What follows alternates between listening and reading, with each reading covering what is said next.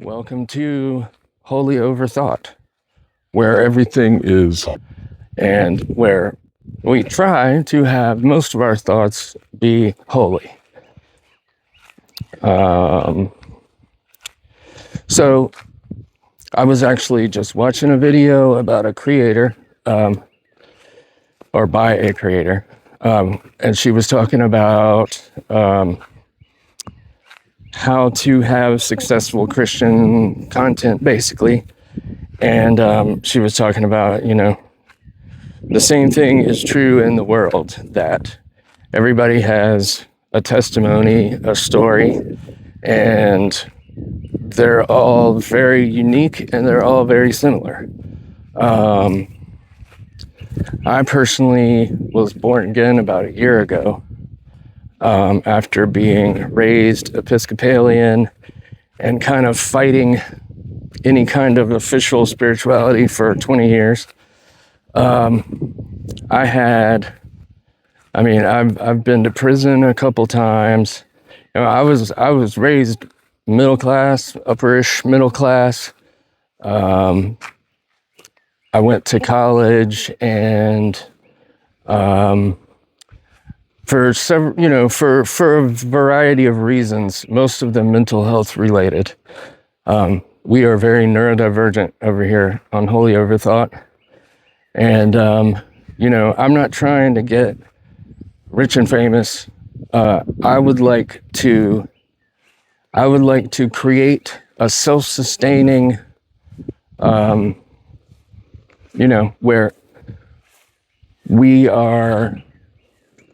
are paying our bills, and I am able to branch out and focus and make some content that will help some people, because that's the whole point.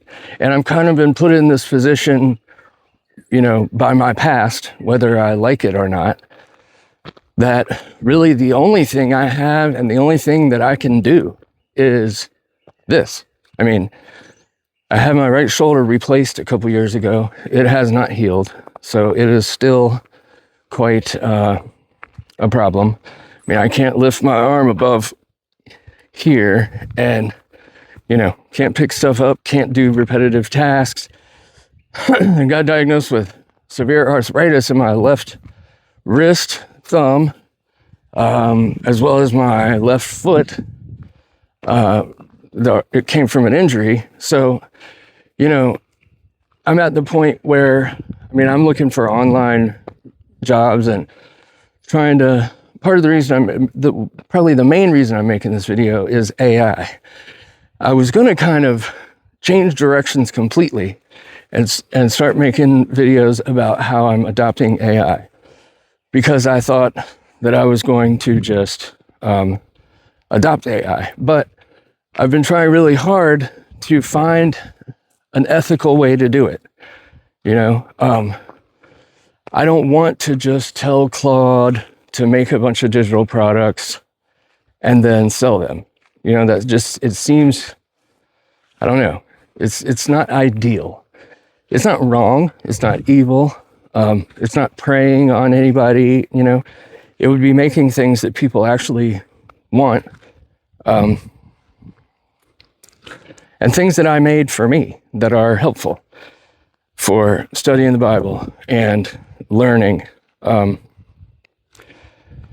I guess when I was 19, I had a really bad acid trip that really rewired my brain.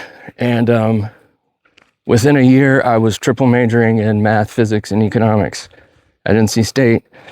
And I made Dean's List 6 semesters in a row. Took 196 credit hours, got a chemistry minor by accident, and made A's in everything without really going to class or trying, because of what the acid had done. And I'm not recommending it for anyone. I'm not saying that it will be that way for anybody else. I really doubt that it would be. I was already a very analytical thinker, very very elevated IQ score, whatever you want to take that for. in all the gifted classes and stuff as a kid, and never really had to try to do anything and always made straight A's and stuff. So, I was already really smart, and I was already going to do, things that had to do with being smart, somehow. I wanted to be a lawyer for a while. I didn't really know what I wanted to do. I knew that I wanted to make things better.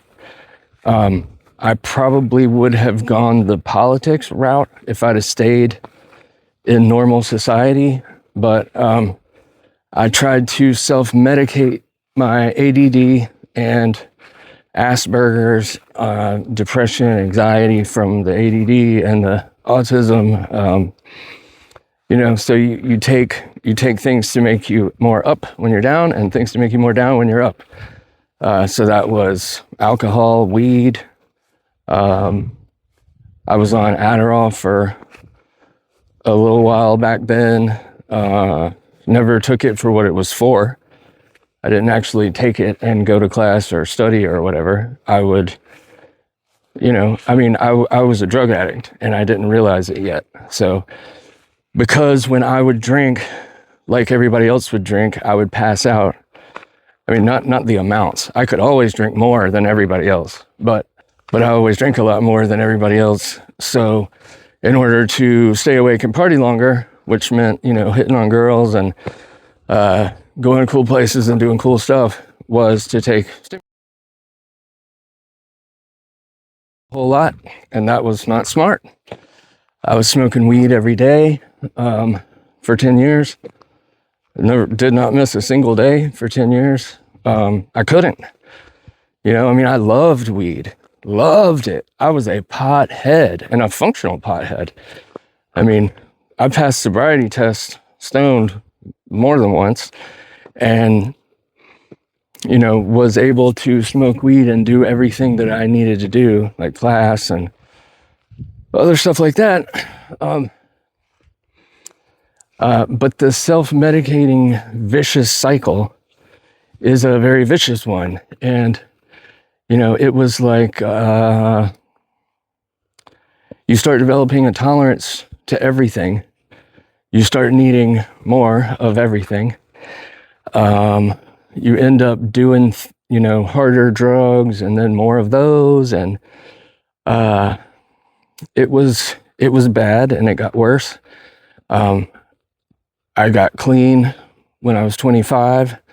Stayed clean for close to a year, I think it was, which was amazing for me at the time. I didn't think it would ever happen. From then until for the next 14 years, I thought that I was an addict, and I wanted to get clean, but I never could. And when I did, something crazy would happen, and I would screw it up. And I used to look at it like those things happened to me.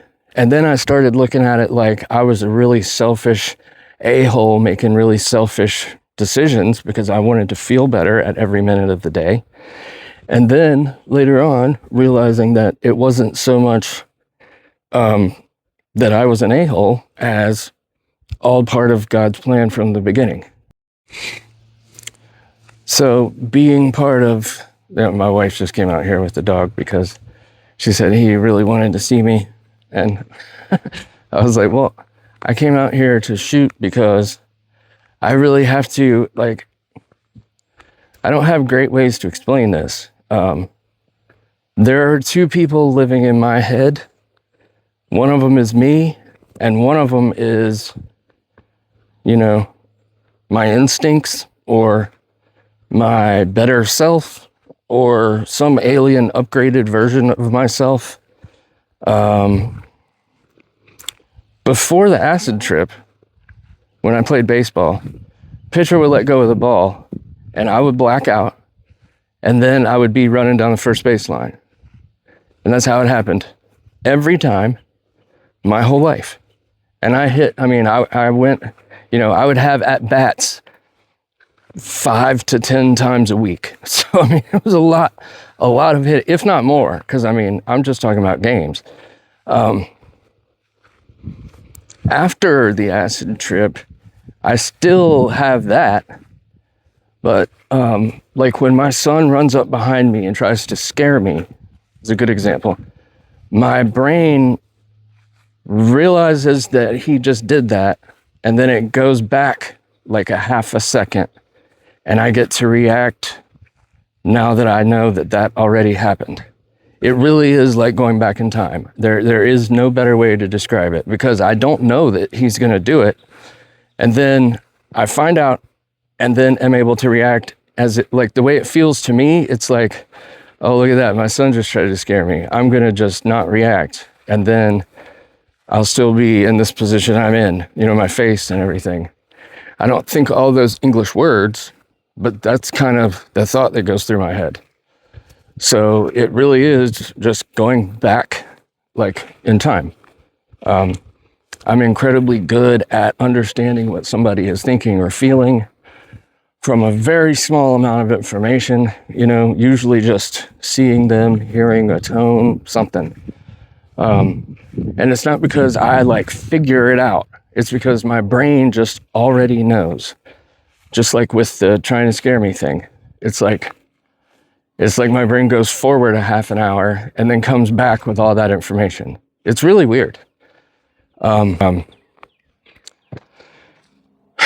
Because I just can walk into any situation and kind of look at it from whatever perspective is the best.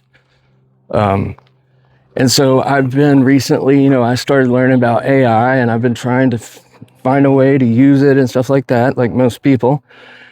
And, you know, there were some things I started to do, and then my wife was like, I don't know about that. And I was like, well, you know, all right, let's think about it a little. And then there are some more things that I thought of doing.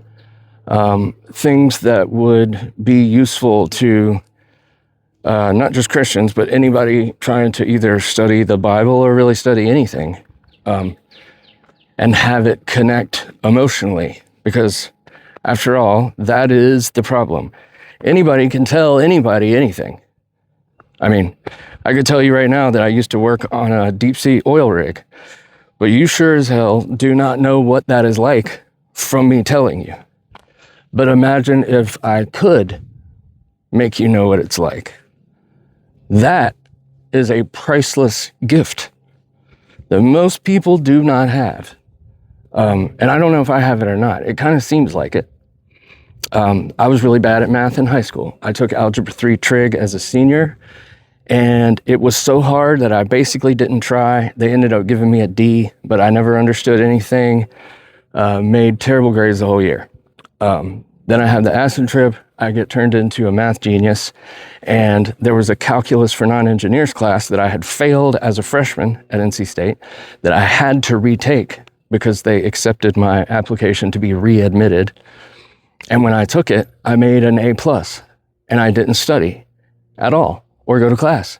And there was this one night where I sat there looking at this derivative of natural log of x equals 1 over x. And I just I could see the graphs, and I could see them move, and you could see them with the different, the different numbers. And I mean, it was insane to realize that at that point, that I knew how to do all math, and I also didn't know how to do any math. And so I started tutoring because, obviously, it's my son's bus. So I started tutoring, and I tutored college people, high school people, and, it was really easy because I could see, they would get frustrated about something, and, people that know math, they'll be like, well, yeah, you just do this. And it's like, yeah, you just do that. But, and, some people are good at teaching math, even though they don't not know how to do it. But I could literally see what their brain was seeing, and I could kind of get them to where I was seeing it from. And it was just a knack, it was just a gift. And I just did it a lot of times. I still do it for my son with his math homework. He actually had his end of year math test today. I guess I'll ask him about that on camera just for fun. Hey, how'd your math test go? I don't know. I feel decent about it. Yeah. Oh, you're recording this. I was just telling the people about. Hello, potential world. I was telling the people about my math stuff. It just happened to be right as the bus got here. I've been shooting for like 20 minutes. Mommy took her out here, and I had to stop. Got all out of mind, but so I'm probably not going to go all the way inside with you, so I can finish this. You have a good day.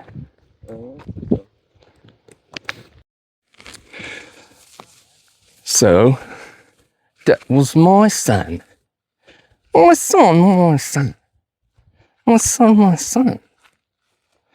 Used to be able to do lots of impressions. And now it's like I can hear them come out of my mouth and then they just don't. Like when I'm in a situation where, you know, there's other people and there's anxiety a little and stuff like that. You know, like in class when they like ask a question and, you know, people are supposed to raise their hand, something like that. Not like high pressure or anything, but just a little paying a little better attention because you don't want to do something stupid or whatever.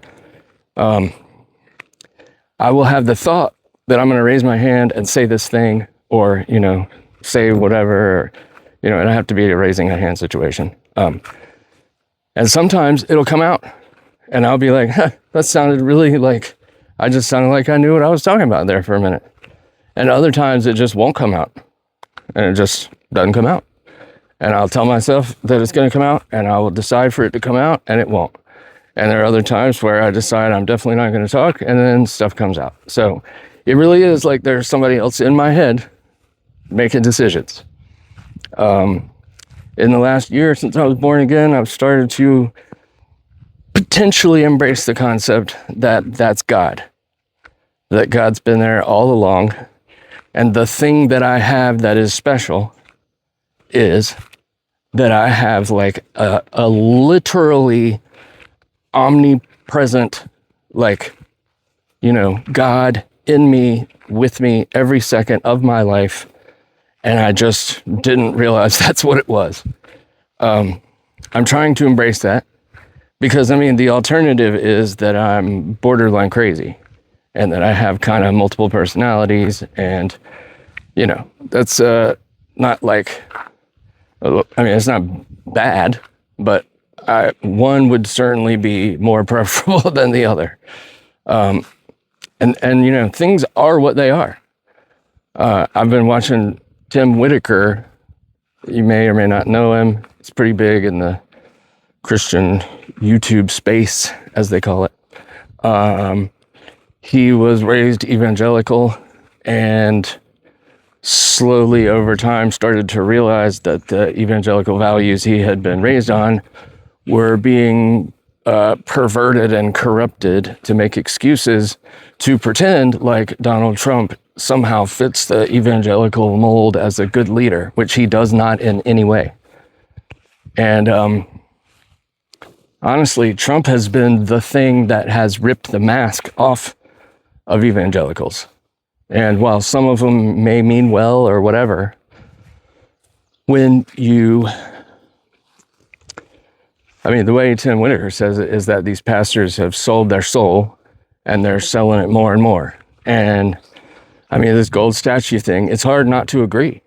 You know, I was raised conservative, and, you know, Episcopal, like we weren't not religious. We just weren't really hardcore religious. And, at 13, I felt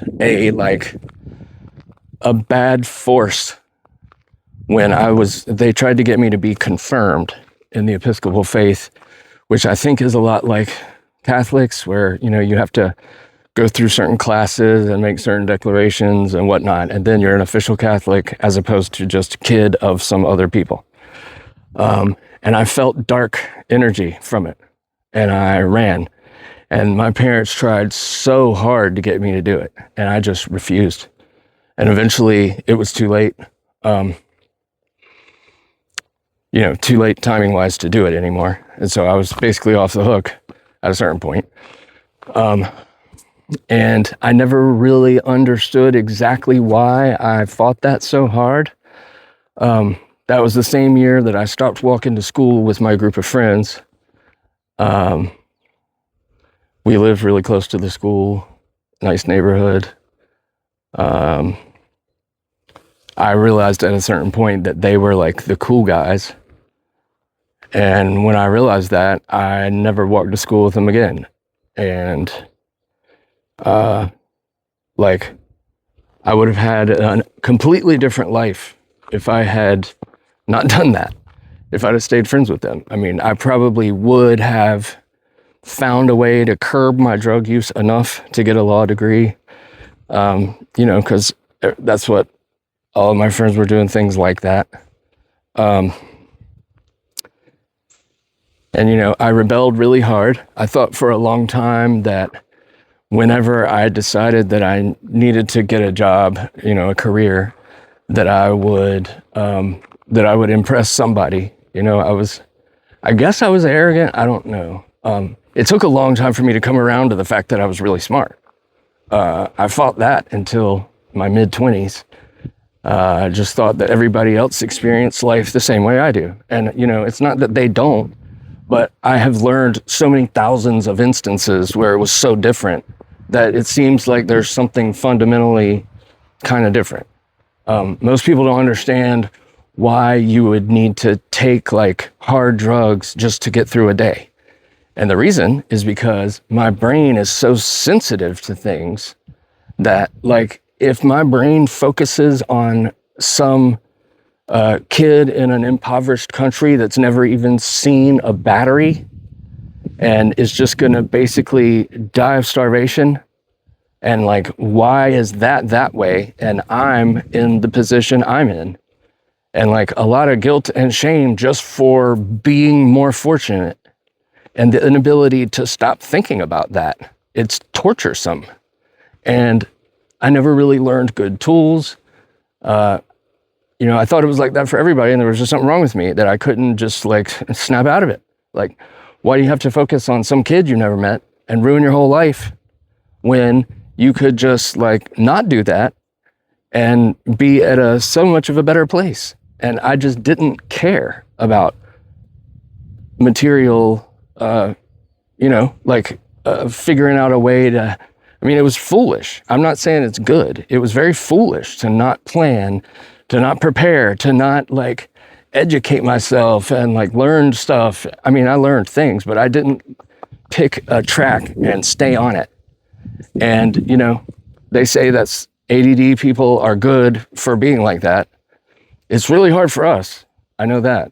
It's very difficult to be this way. Like, I so badly wish that I could just be like, I'm going to be a carpenter and just learn everything about carpenting and then be really good at carpenter. Like, I really do wish that I could do that. And you say like, can't do that. Like, I guess I could do that, but my brain would fight it every step of the way.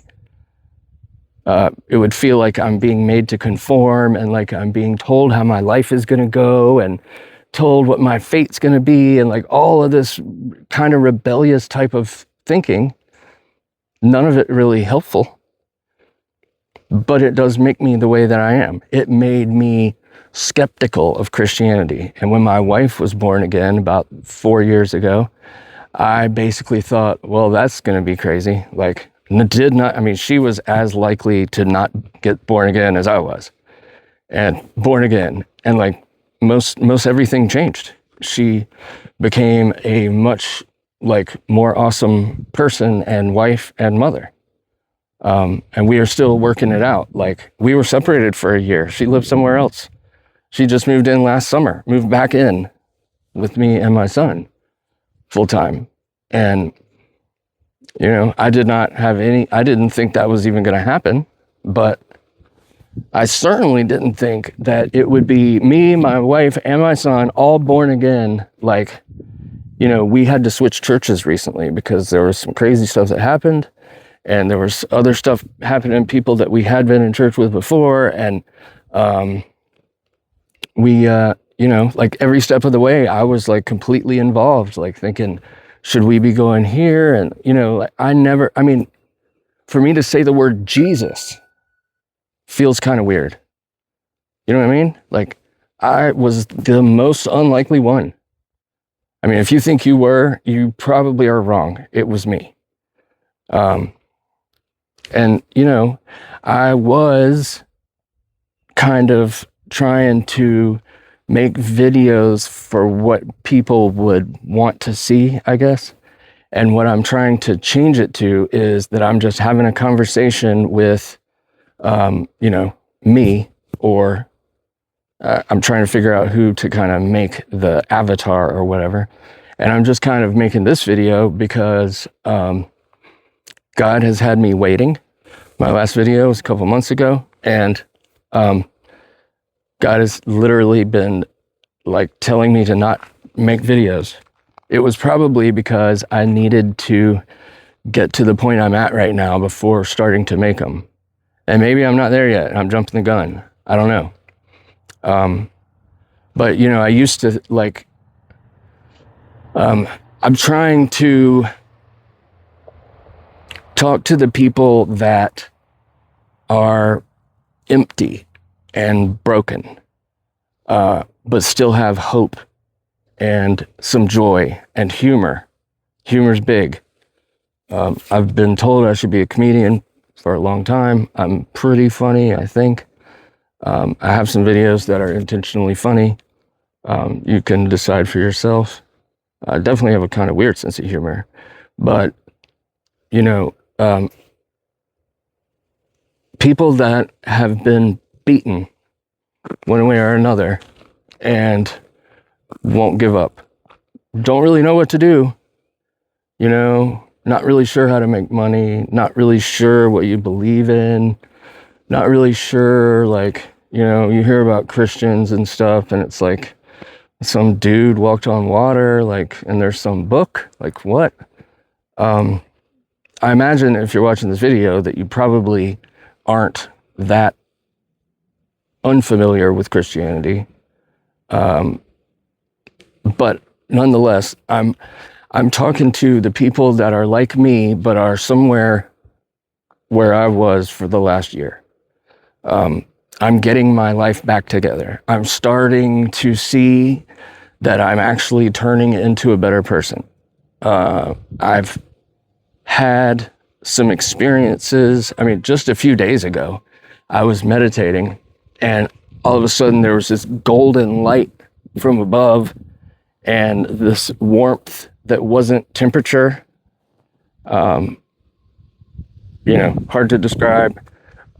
Certain that it was God, but it was like a reassurance that I can, that he was there. And this thing that I have, this other person in my head, I hope that I come to realize that that's God. I hope it's not just me being the overthinker that I am, because that's what I've always assumed. That's just my like doubting, skeptical of everything, put everything into another set of words, describe it through a different lens, look at it a different way, pick it apart, figure out how it could be better. Like, it's not a bad thing that it does. It just, it doesn't ever stop. So, at any point of the day, I could think about somebody that I know, and my brain will just start like putting together what it thinks about that. Like where they are and what they're doing and stuff like that. And I don't try to pin these things down. I don't think I'm psychic. I don't think I have like supernatural abilities. But then when I try to describe them, at some point I realized that there is a little bit of supernatural in there. And it's crazy. But AI is the thing that I was about to go into, like full whatever. I was going to make, and I'm still probably going to do this, but an online business for making digital products, making things like calendars and Bible study things and, prints and things that have like Bible quotes on them and just little things like that. and just develop a really big catalog of very cool, useful things priced very, very low that AI would be helping me make. And I realized I had kind of given up on the YouTube channel thing. Like, it just starts to seem so unrealistic. And I remember how I felt in the beginning was, I'm not stopping. I will not stop until I'm successful. And if I die first, then I guess I won't be successful. But if I don't die, I will be successful. And, it's been like 3-4 years. A lot of the videos for the first year or two were quite not that great. Even the stuff for the last year hasn't been like superb.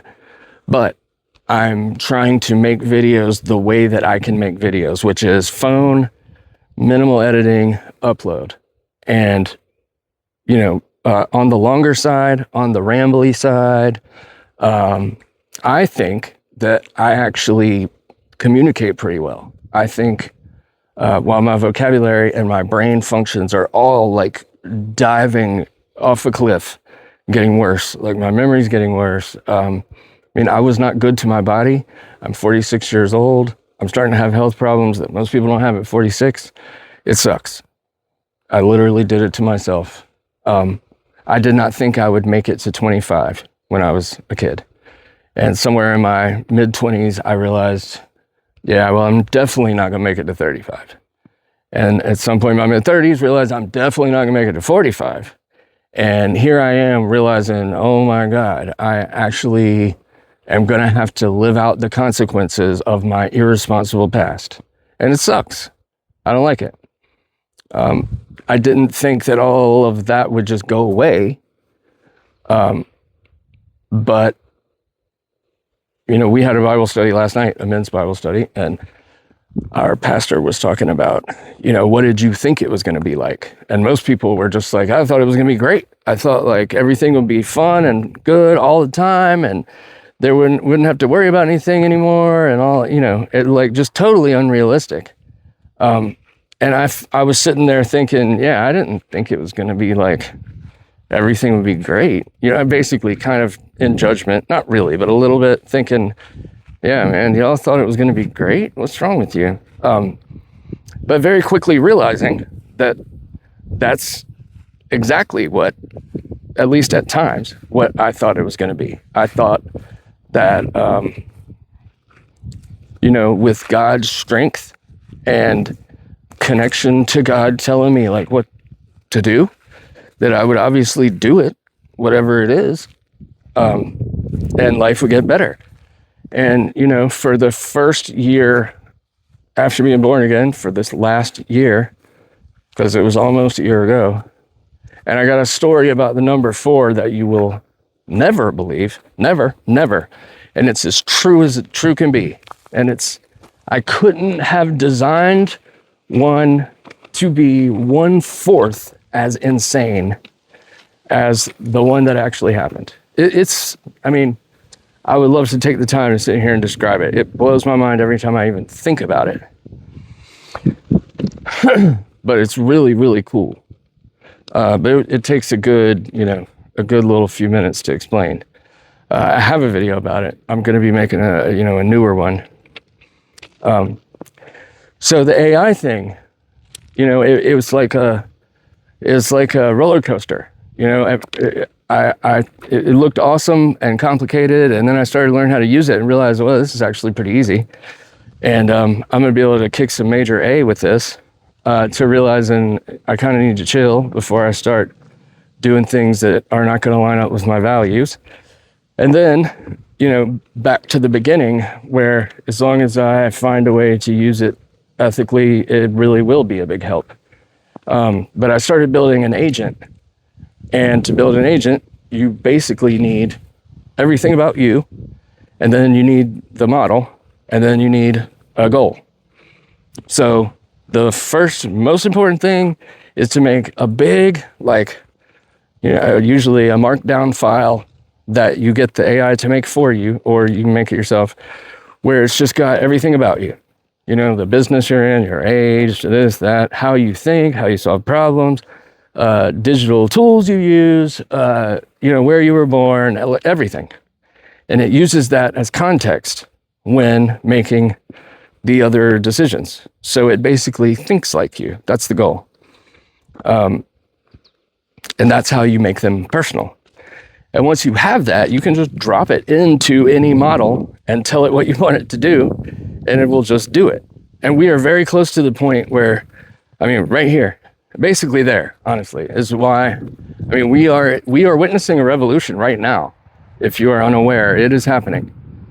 You can basically go to an AI and tell it to make something, and it will just make it. I mean, you know, most, like, it's crazy. And everybody is doing it. I mean, if you go look up videos about that, I mean, in AI, that's what everybody is doing. They're having Claude make the kind of things I was talking about, you know, the calendars and stuff. And then they're selling them to people that, you know, supposedly, ideally, I guess, are trading their money for the time and tools it would take to get to the point to be able to make one. Because, I mean, anybody that has a computer can make one. So if you're buying one online, you could just be making one. I mean, so, but that's what I mean when I say wrestling with the ethical part. Because, you know, do I feel some kind of way about somebody like me who doesn't know that they could just go and have this thing made, spends hard-earned money on something? You know, should I make them free? Should I just not do it at all? Do I have to have like a certain amount of personal touch of me in it to make it not just something AI made? And these things are like, for each one, you have to make these decisions. And so it becomes quite a lot, quite fast. And, you know, I realized that the video I need to be making is not, I'm ADD, I finally have a digital assistant, and it's basically allowed my brain to start working like normal people's. That's kind of the angle I was taking, because it does. Like my memory and like remembering things and connecting things and staying on track and not opening too many things, it's really helpful. You have to be very like, you know, you have to have certain expectations and realize the trade-offs and all that. But I mean, been very helpful for me so far. Like just making videos, like figuring out what I'm going to do. I've got to hire a lawyer about something that had to do with my shoulder and the disability that got cut, like right in the middle of it. They just cut it off. And I used AI to help me figure out the kind of lawyer in like 3 seconds. It's really, really helpful. It knows everything. That's all that it is. It is a machine that predicts words, knowing everything. And the crazy part is, how can it make a picture if it just predicts words? And, you know, that's where you start getting into the like, can it be of God? Is it part of Antichrist? There's a lot of crazy stuff in the world. I mean, when they talk about the Antichrist will try to unite the world through peace. I mean, you hear Trump all the time talking about wars that he's stopped, and he literally started the Peace Commission or whatever it's called. Obviously incredibly corrupt, values money and nothing else, as not Christian as you can be, but used the faith of millions of real Christians to acquire world-changing power that he is exercising. And the only thing that has happened so far is our country has been made much worse off. That's literally all that's happened. The tariffs, I mean, the war in Iran, whatever that is, let's just attack Iran. Like, what? Are you attack Iran? What are you talking about? Why in the name of any God would you attack Iran? Like, well, we can't let them get a nuke. Oh, God, this is Israel stuff? Like, I mean, Charlie Kirk, JFK, I'm not going to say a ton about it here. When you bring an entirely separate, like, value system into a system, everything gets so crazy so fast.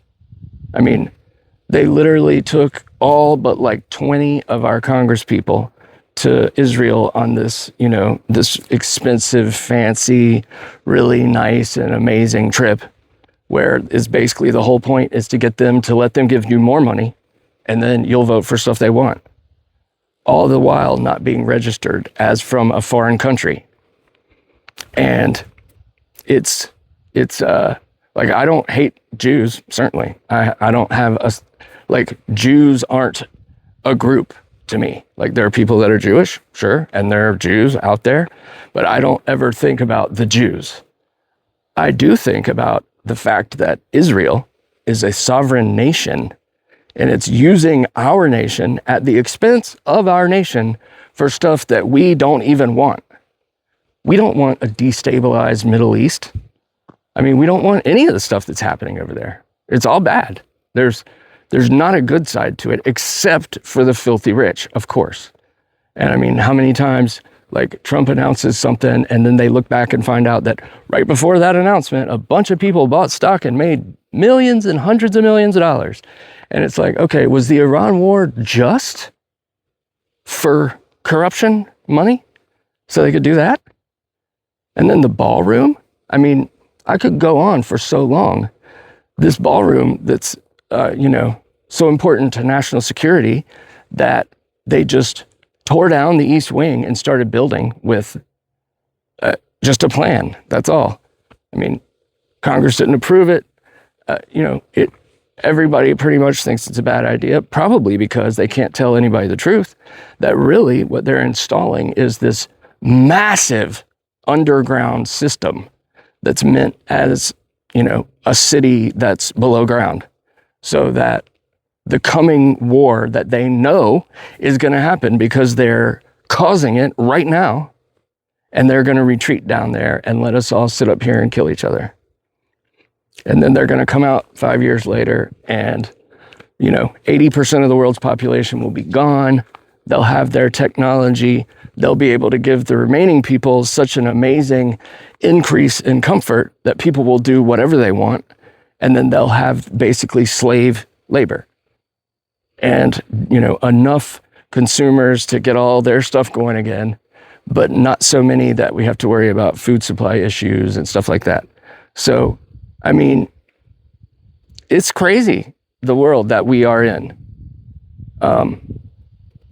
It's really, really, really, really hard if you don't have a network of people who are like-minded as you are, who have a value system that you can actually believe in, that has roots in real human events that were recorded. And,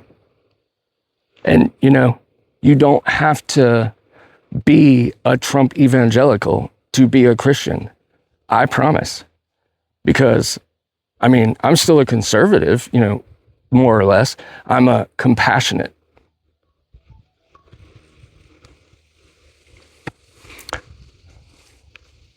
I'm a compassionate conservative because I have conservative values, but I'm a libertarian when it comes to other people.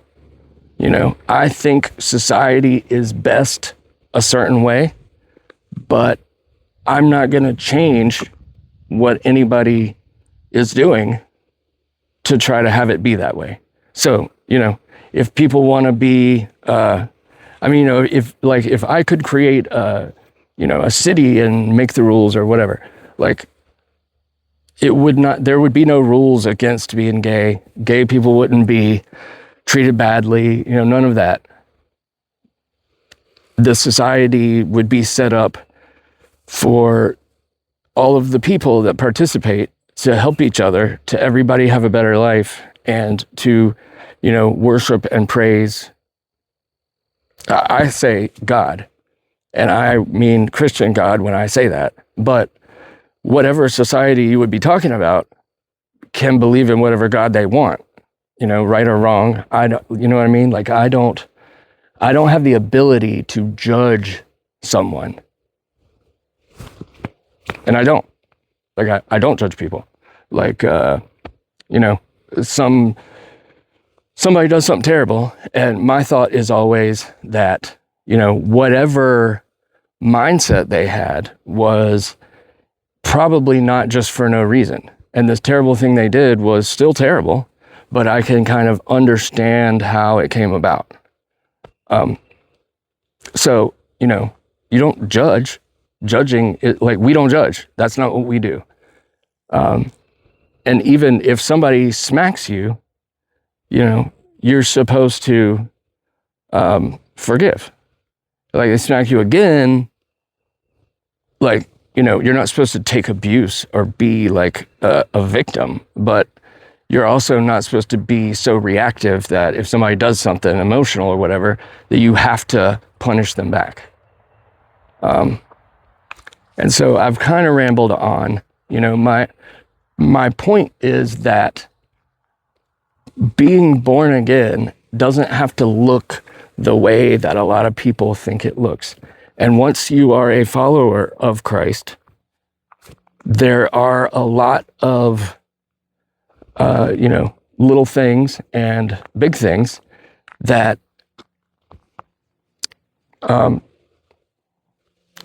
Tim Whitaker explains it really well, that he, at a certain point, somebody that he talked to said something about, well, we don't interpret that to mean that out of the Bible. And he was like, what? You mean the same thing these people interpret it to mean this for sure, and there's no question, and these other people take it to mean this other completely opposite thing with no question. Like, it's a fact. That's what it means. But the words can be interpreted this way or this way. Those nuances exist. And like, the way I like to say it, and I just came up with this, and I think it's really freaking clever, is that God can make a boulder that is twice heavier than he can pick up. And then he can pick it up twice. I like it. It's not perfect, but it gets the point across that the thing that determines is the focus. It's what's right now. So, like, right here, in the past, God can make this boulder and he can make it even heavier than he can pick up. And then at this next, he just has enough strength to pick it up, or pick up two of them, pick it up twice, whatever. Things in the Bible that seem like contradictions aren't really. There's a lot of nuance to wisdom, and the same thing doesn't always mean the same thing. So I am on this journey. Like, I'm still at the very beginning. I'm a little baby Christian. I barely know anything. I don't know how to apply anything to my life. I'm barely learned anything yet. But I'm doing exactly what you're supposed to do. I'm in the Bible every day. I pray a lot every day. Me and my wife make following Christ like the center column of our household. We're at church every time it's open. We're making our network and friend group is our church family. It was our church family at this other church we were at, right across the street, right over there. And now it's a different church, some of the same people, but like, that's our family, Most of the people, we haven't lived in the city our whole life. Most of these people have lived here their whole lives, and they all know each other, and some of them are related to each other, and we feel kind of like outsiders in the sense that we're not that. We haven't been here for 30 years and be related to some of these people.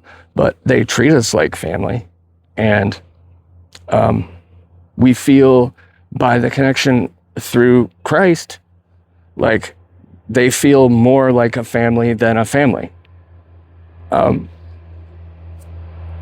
So I guess, I'm going to go ahead and drop it. The mic, my phone. I think, this is the kind of video that I would make if it was up to me, where I just kind of talk about something. I can like get knowledgeable and researched beforehand and have it be much more information heavy, or I can have it just kind of be like from all the different angles. But if you're newly born again, or you're feeling pulled towards Christ, aren't going to church, something like that, I would think that it might be entertaining, possibly helpful to watch the kind of video that I'm talking about. So that's what I'm going to be trying to make. And a lot of times I'll do this at the end. I'll start like summarizing what I expect to be doing and stuff. And then I'll realize, probably nobody's ever going to see that part of that video. Probably nobody's ever going to see the video at all, but they're definitely not going to see the very end. And even if they do I really think that it matters to any of them what I'm saying I'm going to be doing? Like, I don't have a following, I have almost 300 subscribers that's been clawed together, like 1 to 3 per video over a lot of different topics. So I might even be like stacking the deck against myself, because I'm making videos that are different from the ones that people subscribe to see. And now people are going to be like, well, now you're making this other stuff. I don't want to watch that. So, I don't know. I'm trying to do what God tells me to do. And I was sitting there watching that video in wait mode, because I've been asking God, like, I want to make a video, and I've been being told wait. And today I saw that video and I immediately knew that I had to come and make this video. I don't think it's exactly what I imagined, but it's pretty close. I hope that it helps somebody. I hope that somebody feels kindred, because we are. I mean, if you've been through pain, and especially addiction stuff, and wanted to stop and couldn't, and then had a bunch of consequences, and life is not what you want it to be, then we are like the same. You may not have done as much crazy bad things as I did, or you may have done way more. I didn't say this yet. It didn't cross my mind to, but I was in AA and NA for like a decade. Some I was in and out, for several years, like a couple months clean and then relapse for 6 months and that kind of stuff. Eventually I started to get my stuff together, and I was in there for like 18 months and built a really tight-knit little group. And then stuff happened, ended up having to move, lost all of them more or less. Been kind of in and out of recovery. And for the last couple or year or so, it's been mostly, it's kind of like this is going to sound weird, like I've recovered from the addiction, which is no longer really my issue. It really only was an issue because I was trying to self-medicate other things. And it's not that I'm not an addict, but my addiction is, it's covered. So, as long as I stay seeking God and everything, there's no way to really go back and open that back up unless I do, which would obviously be really dumb. And I don't think that will happen, and I don't want that to happen. So I think I'm going to drop it there. I'm sure there's a bunch of stuff I left out that's probably annoying. I'm sure I rambled a bunch of times when it was probably annoying. If you are watching this point right now, here, seeing me right this second, you are like, you are my super fan, even if you're not my super fan. Like, you're as close to a follower as I have if you are seeing this. So genuinely, thank you. I know really probably the only person that will see this is the magnetic cluster of the disk on wherever server it's stored. I'm probably gonna have to make 30 more of these before YouTube's even able to get it in front of the right people. So, I hope somebody sees this someday. It's May 13th, 2026, for the record. And I am wholly overthought, and I wholly overthink. And I try to wholly overthink. And I love the name. It used to be Why Are We Here? WIREWIIHERE. Why are we here? And I thought that was so clever. And I started getting kind of tired of it and started realizing, damn, people might, it might confuse people. It might, people might not even be able to tell what it is. It might look really stupid. So I tried to come up with another one and came up with Holy Overthought, which I actually thought was even better.